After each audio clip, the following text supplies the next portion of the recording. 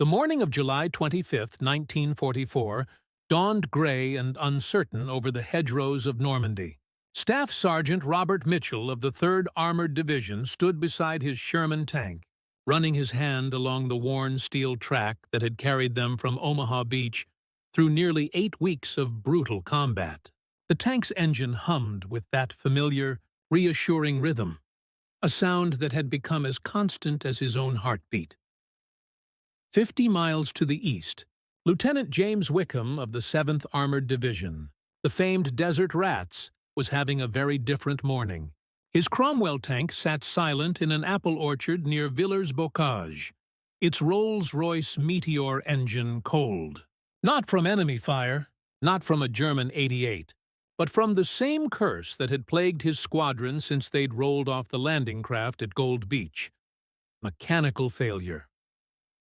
This is the story of 2 tanks, 2 armies, and 2 very different philosophies of war.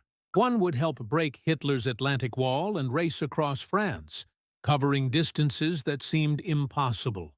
The other, despite its speed and the valor of the men who fought in it, would struggle to complete what its American counterpart did as a matter of routine. This is the story of reliability, of engineering, of the unglamorous reality that wars are won not just by courage and firepower, but by tanks that simply refuse to break down. The Sherman was never meant to be a masterpiece. In the spring of 1942, when the design was finalized at the Rock Island Arsenal, American engineers weren't trying to build the best tank in the world.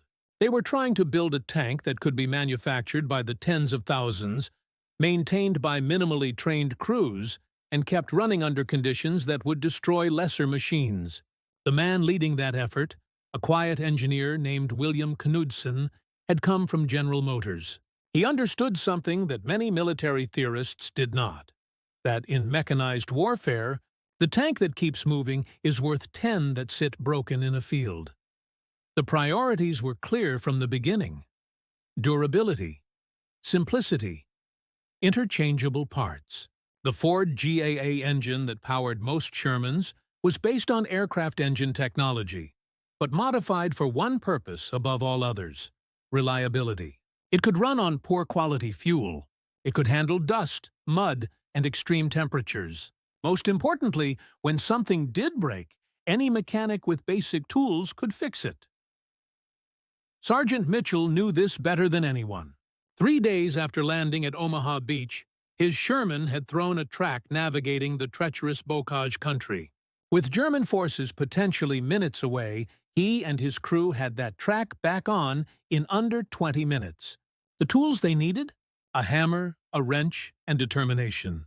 The spare parts? Carried right there on the tank, in standardized boxes that could be swapped with any other Sherman in the battalion. Compare this to the Cromwell, Britain's answer to the need for a fast, modern cruiser tank. On paper, it was magnificent. Powered by the Meteor engine, essentially a detuned version of the legendary Merlin that powered Spitfires, the Cromwell could reach speeds of 40 miles per hour on good roads, faster than almost any tank of its era. Its low profile made it difficult to spot. Its 75mm gun, though not as powerful as later German weapons, was adequate for most targets. But the Cromwell carried within it the seeds of its own failure, design flaws that would prove devastating, not in the drawing room but in the mud and chaos of combat. Lieutenant Wickham had first noticed the problems during the approach to Caen in late June. His squadron had been tasked with a rapid flanking movement, exactly the kind of operation the Cromwell was designed for. They'd covered barely 30 miles when the first tank ground to a halt, oil pouring from its transmission housing. Then another, then a third. By the time they reached their assembly area, nearly a third of the squadron's Cromwells were being towed by recovery vehicles, their crews frustrated and exhausted. The problems were maddeningly consistent: oil leaks from the engine and gearbox, brake failures that left tanks unable to stop safely, clutch problems that made gear changes a gamble. These weren't catastrophic battle damage, they were maintenance issues, the kind that should have been ironed out long before the tanks ever reached France, and they had been documented. That was the most frustrating part. A British observer in early 1944 had written a damning report, noting that the Cromwell's mechanical problems, the oil leaks, the brake failures, the clutch issues, were well known and should already have been corrected. But between bureaucratic inertia, production pressures, and the desperate need to get modern tanks to frontline units, the Cromwells had gone to Normandy with their flaws intact. Operation Cobra, the American breakout from Normandy, would prove to be the ultimate test of the Sherman's design philosophy. General Omar Bradley's plan was audacious. Use massive air bombardment to shatter German defenses near St. Lo, then punch through with armored columns and race for open country. Success depended entirely on speed and, more critically, sustained mechanical reliability. Tanks would have to cover enormous distances day after day, with minimal maintenance stops. Sergeant Mitchell's battalion was in the vanguard of the assault. On July 25th, as 2,000 American bombers pounded German positions into submission, his Sherman and hundreds like it waited with engines running. When the order came, they rolled forward through the devastation. What followed was a masterclass in mechanical endurance. The Shermans of 3rd Armored Division covered over 200 miles in the first week of Cobra, fighting through bocage country, across open fields, through destroyed villages. Mitchell's tank, which he'd nicknamed Detroit Steel after his hometown, ran almost continuously. They refueled from jerry cans, grabbed ammunition from supply trucks that somehow kept pace, snatched sleep in 2-hour shifts, while maintenance crews checked the tracks and engine. The Sherman's design choices proved their worth 1,000 times over. When a bogie wheel cracked under the stress of cross-country travel, they replaced it with a spare in 15 minutes. When the engine air filter clogged with dust, they cleaned it without shutting down. When a track pin sheared, they hammered in a replacement while 2 other Shermans provided cover. Compare this to the experience of the 7th Armored Division during Operation Bluecoat, the British complement to Cobra. Lieutenant Wickham's squadron was supposed to exploit the American breakthrough by driving south toward Vire. The terrain was brutal. Narrow lanes between high hedges, muddy tracks through farmland, constant threat of ambush. But they never got the chance to prove their tactical worth. Wickham's own Cromwell made it perhaps 20 miles before the clutch failed completely. The friction plates worn beyond use. The replacement parts took 2 days to arrive. By then, the tactical situation had changed entirely. Another tank in his troop had suffered catastrophic oil pressure loss, the engine seizing solid. A third had brake failure so severe the crew was afraid to move it, convinced it would career into a ditch or, worse, into the tank ahead. It wasn't the crew's fault. These were veterans, men who'd fought in North Africa, who'd survived Gazala and Tobruk and El Alamein. They knew their machines intimately, could coax performance from them that the manual said was impossible. But no amount of skill could overcome fundamental design flaws. The oil leaks were particularly maddening. The Meteor engine was powerful and sophisticated, but it had been adapted for tank use without sufficient testing of the seals and gaskets under combat conditions. British tankers joked bitterly that you could always find a Cromwell position by the rainbow sheen on the ground. But it wasn't funny when that oil loss led to bearing failure, to overheating, to engines that simply stopped working in the middle of an advance. By mid-August, as Allied forces closed the Falaise pocket and threatened to trap the remnants of German forces in Normandy, the contrast between Sherman and Cromwell operational availability was stark. American armored divisions were reporting readiness rates above 80%. The 7th Armored Division, despite having newer tanks, was often struggling to keep half their Cromwells running. Sergeant Mitchell's Sherman, incredibly, was still running on its original engine. They'd replaced tracks twice, gone through several sets of bogie wheels, changed countless air filters and oil. But the engine itself, that Ford GAA V8, just kept running. It had carried them from Omaha Beach to Avranches, over distances and terrain that would have destroyed lesser machines. One night in an assembly area near Mortain, Mitchell was approached by a British tank commander, whose Churchill tank was in the same field. The Brit, a major whose nameplate read Harrison, looked at the Sherman with something like envy. "How far have you come on that beast?" Harrison asked. Mitchell did some quick mental math. "Since the invasion, probably close to 500 miles, sir." "Hard to say exactly." Harrison whistled low. 500 miles. Christ. We're lucky if our Cromwells make 50 before something lets go. "I thought the Cromwell was supposed to be fast," Mitchell said carefully. He knew enough about the British to know they were proud of their tanks. "Oh, it's fast," Harrison replied with a bitter laugh. "When it's running. Fastest tank in Normandy, probably. It's just that it spends half its time being fast in the repair yard." This wasn't trash talk or rivalry. It was the exhausted acknowledgement of men who'd seen the difference between design theory and combat reality. The problem wasn't British engineering capability. The same nation that produced the Spitfire, the radar systems that won the Battle of Britain, the code-breaking machines at Bletchley Park, these were not people who lacked technical skill.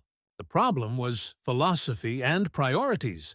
British tank design had long been split between heavily armored infantry tanks like the Churchill and faster cruiser tanks like the Cromwell. The cruiser concept emphasized speed and maneuverability, the theory being that fast tanks could exploit breakthroughs and wreak havoc in enemy rear areas. It was cavalry thinking applied to mechanized warfare, but this emphasis on speed had come at a cost. The Cromwell's transmission and drivetrain were essentially racing equipment, designed for performance rather than endurance. The clutch system was delicate, requiring skilled operation and frequent adjustment. The braking system, while adequate for controlled driving, proved inadequate for the stop-start, high-stress conditions of combat. Most damning, the Cromwell had been rushed into production before these issues were fully resolved. Britain in 1943 was desperate for modern tanks. The disasters of France in 1940, the struggle in North Africa, the constant pressure to match German panzer forces, all of this created immense pressure to get new equipment to the front, even if it wasn't quite ready. The Americans, insulated by the Atlantic and with more time to prepare, had taken a different approach. The Sherman design had gone through extensive testing and refinement. When problems emerged, they were fixed before mass production began. The result was a tank that might not have been the fastest or best armed, but one that could be counted on to start every morning and keep running until nightfall. Lieutenant Wickham experienced the full impact of this design philosophy in the desperate fighting around Falaise in mid-August. His squadron was supposed to help close the pocket, preventing German forces from escaping to the east. The distances weren't enormous, perhaps 40 miles of hard driving, but it might as well have been 400 for the Cromwells. They'd started with 18 operational tanks. By the time they reached the battle area, they were down to 11. Not from combat, from breakdowns, oil leaks that became engine seizures, clutches that failed under the stress of constant gear changes in rough terrain, brakes that simply stopped working, leaving tanks coasting dangerously downhill or unable to stop at corners. Wickham's own tank developed a horrific grinding sound from the transmission halfway through the advance. The driver, a Scottish corporal named MacLeod, nursed it along for another 10 miles before the transmission locked completely. They sat there, engine running, unable to move forward or back, while the battle they were supposed to be fighting raged ahead of them. A recovery vehicle eventually towed them back to a field workshop. The REME technicians, Royal Electrical and Mechanical Engineers, were working miracles, cannibalizing parts from badly damaged tanks to keep others running. But there were only so many miracles they could work. The fundamental problems weren't fixable in a field workshop. They required redesign, remanufacturing, replacement of entire assemblies. Meanwhile, American Shermans were covering truly astonishing distances. The 2nd Armored Division, nicknamed Hell on Wheels, covered over 750 miles in the month following the Cobra breakout. 750 miles through combat conditions, through bombed-out towns and cratered roads, through mud and dust and everything war could throw at them. Those Shermans weren't invincible. They broke down, certainly. They threw tracks and burned out engines and suffered mechanical failures. But the rate at which they failed was so much lower than the Cromwell, and the ease with which they could be repaired was so much greater, that American armored divisions maintained a tempo of operations the British simply couldn't match.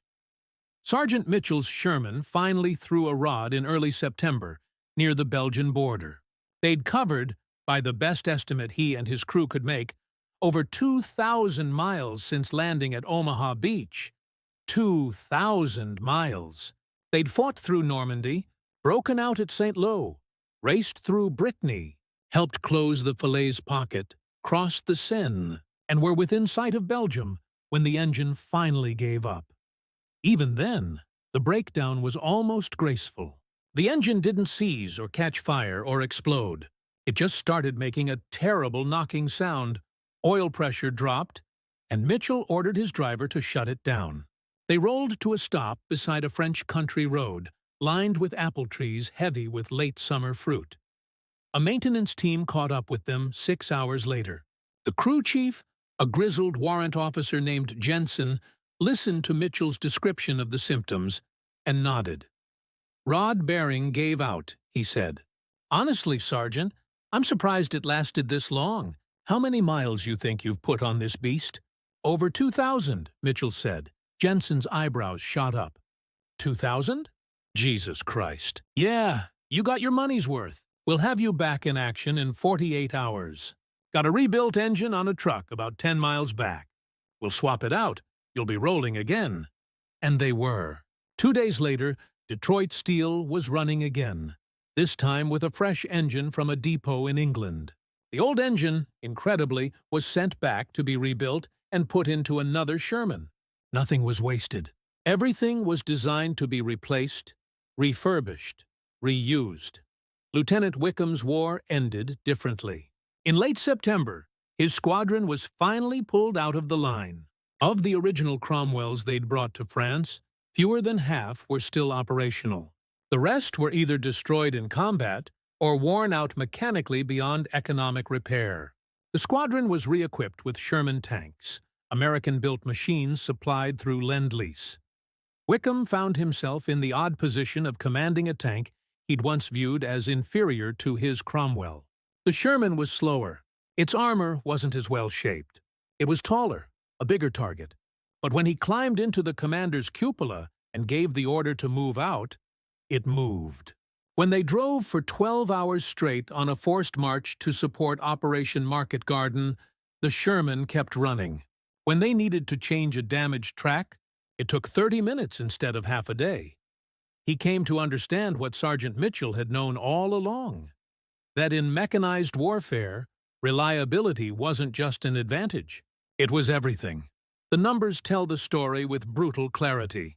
In the 3 months from D-Day to the liberation of Paris, American armored divisions averaged operational readiness rates between 75 and 85%. The 7th Armored Division, equipped primarily with Cromwells, rarely exceeded 60%, and sometimes dropped below 50%. This wasn't because British crews were less capable. It wasn't because their maintenance personnel were less skilled. It was because the machines themselves couldn't maintain the pace of operations. Consider what this meant in practical terms. An American armored division with 85% of its tanks operational could bring enormous combat power to bear. It could sustain operations for days without pause. It could absorb losses and keep fighting. A British armored division with 50% availability was operating at half strength before the first shot was fired. This had strategic implications.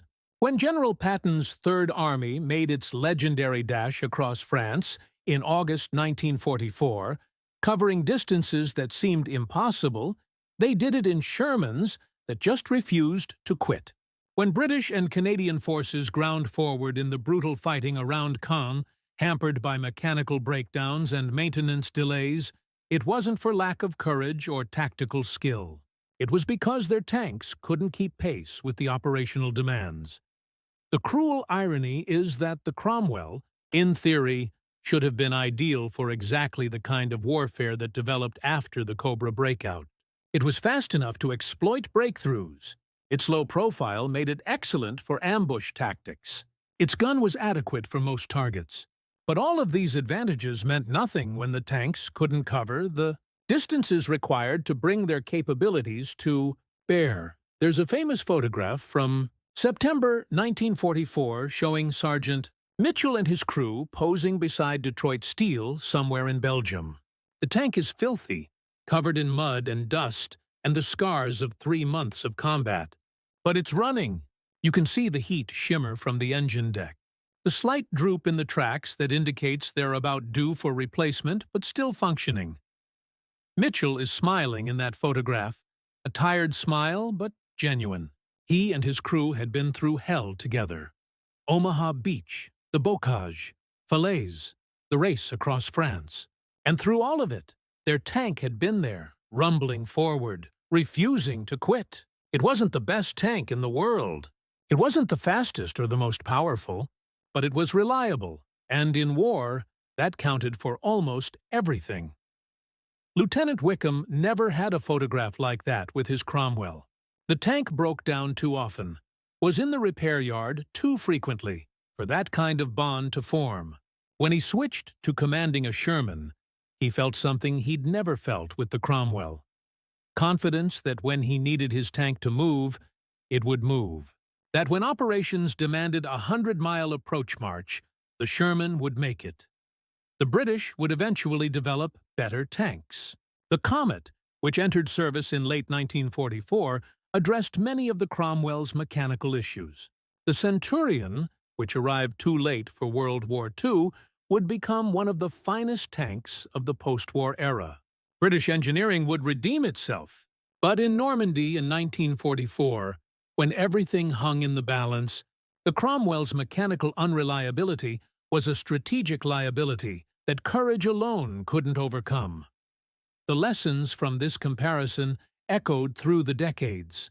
In Korea, in Vietnam, in the Gulf War, military planners remembered that tactical brilliance means nothing if your equipment doesn't work, that the most sophisticated weapon is useless if it breaks down before reaching the battlefield, that sometimes the best is the enemy of the good enough, and that a reliable, maintainable system is worth more than a theoretically superior but fragile one. Today, both the Sherman and the Cromwell are museum pieces, lovingly restored and maintained by dedicated volunteers.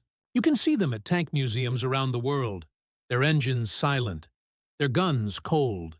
But if you listen carefully to the veterans who fought in them, who lived with them and depended on them, you'll hear a consistent theme. The men who fought in Shermans remember them with affection, even love. They'll tell you about the terrible vulnerability they felt facing German Tigers and Panthers. They'll describe the horror of seeing a Sherman brew up after a hit, the flames that gave it the terrible nickname of Ronson Lighter. But they'll also tell you that their Sherman started every morning, that it carried them where they needed to go, that when the chips were down and they needed to move, it moved. The men who fought in Cromwell's remember them differently. They'll praise the speed, the low profile, the responsiveness when everything was working properly. But there's always a hesitation, a qualifier. When it was running, if we could keep it maintained. Before it broke down again, Sergeant Robert Mitchell survived the war. He brought Detroit Steel, or rather, Detroit Steel with its replacement engine, all the way to the Elbe River, where American and Soviet forces met in April 1945. He calculated that between all the different Shermans he'd commanded or crewed during the war, he'd probably covered over 5,000 miles in combat conditions. 5,000 miles! It's a distance that still seems impossible in a tank, through war-torn Europe, under constant threat of breakdown or enemy action.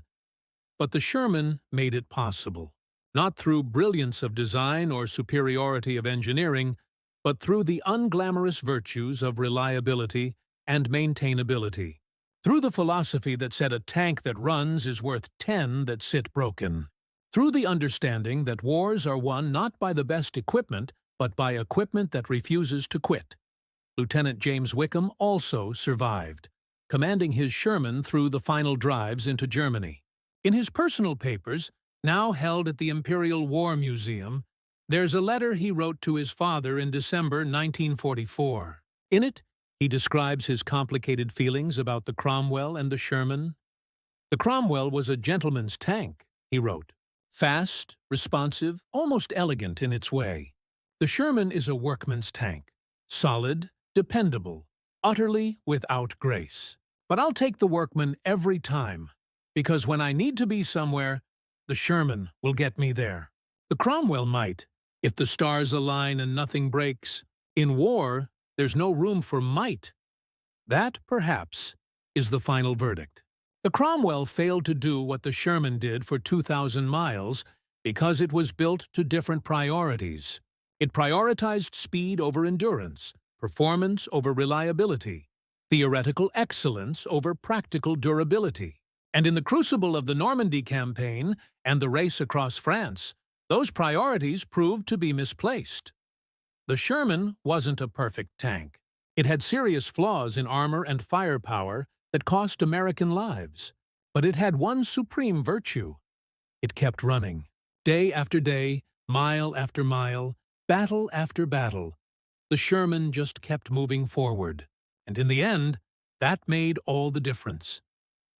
As the sun sets over the tank museums and memorial sites of Normandy, as tourists walk past preserved Shermans and restored Cromwells, it's worth remembering this lesson: that reliability is a weapon, that durability is a strategy, that sometimes the greatest victory is simply refusing to break down when others would fail. The men who fought in those tanks understood this viscerally, in a way that no amount of historical analysis can fully capture. They lived with these machines, depended on them for their survival, watched them perform or fail under conditions of unimaginable stress. Their verdict was clear. The Sherman was the tank that got them through. The Cromwell was the tank that let them down. And so, when we ask why Britain's Cromwell tank failed what America's Sherman did for 2,000 miles without breaking, the answer is simple, but profound. The Sherman was designed from the ground up to be reliable, maintainable, and durable. The Cromwell was designed to be fast and powerful, with reliability as a secondary concern. In the reality of mechanized warfare, that difference was everything. The hedgerows of Normandy still stand, silent witnesses to those desperate summer months of 1944. The roads that Sergeant Mitchell's Sherman traveled are now peaceful country lanes. The fields where Lieutenant Wickham's Cromwell broke down are planted with crops. But the lessons remain, carved into history as surely as the tracks those tanks left in French mud. Reliability isn't glamorous. It doesn't make for exciting engineering papers or impressive specification sheets. But it wins wars. The Sherman proved it. The Cromwell proved it too, in a different way, by showing what happens when reliability is compromised for other virtues. This is the story they don't often tell about World War II. Not the story of dramatic tank duels or desperate last stands, but the story of mechanical endurance, of engineering choices made years before the war that determined outcomes on distant battlefields, of tanks that simply refused to quit, and the men who fought in them who came to trust that their machines would carry them through. It's a story worth remembering, because in the end, wars are won not by the side with the best equipment on paper, but by the side whose equipment actually works when it matters most. And in the summer and fall of 1944, across the roads and fields of France and Belgium and beyond, the Sherman worked. The Cromwell, for all its promise and potential, too often did not. That made all the difference.